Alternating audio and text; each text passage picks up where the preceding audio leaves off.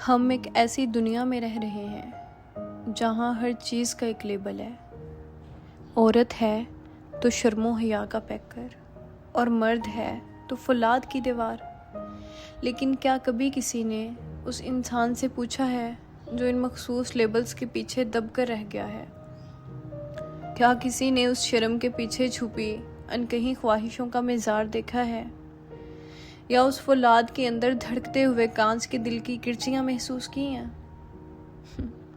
हमने मर्द और औरत को दो अलग अलग मैदानों में खड़ा कर दिया है, दो अलग पैमानों पे तोला है, जैसे ये कोई मुकाबला हो, जैसे ये कोई ऐसी जंग हो जहाँ जीतना लाजमी हो और हारना सिर्फ मौत हो।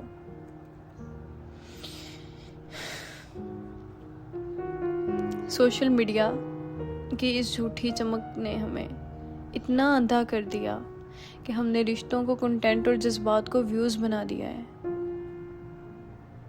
हम थक चुके हैं परफेक्ट बनने की इस दौड़ में, अच्छा बनने की इस ख्वाहिश में।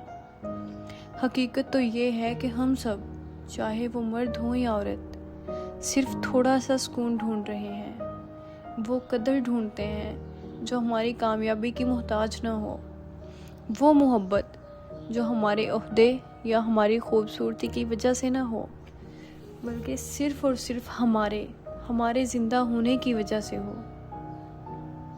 क्या है कोई ऐसा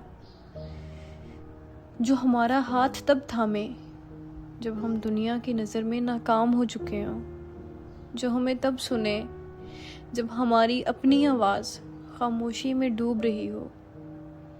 हम भूल गए हैं कि मर्द के कंधों पर भी थकावट की सदियां बैठी हैं और औरत की मुस्कुराहट के पीछे एक पूरा कब्रिस्तान हो सकता है। हमने इंसान को जिस्म और जेंडर में बांट दिया है और रूह को कहीं पीछे तन्हाई में छोड़ आए हैं। दुनिया को जीतने निकले थे हम, लेकिन आज अपने ही घरों में एक दूसरे के लिए अजनबी बन गए हैं।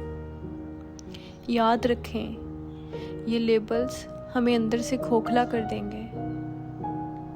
हमें मुकाबला नहीं चाहिए, हमें एक दूसरे का साथ चाहिए।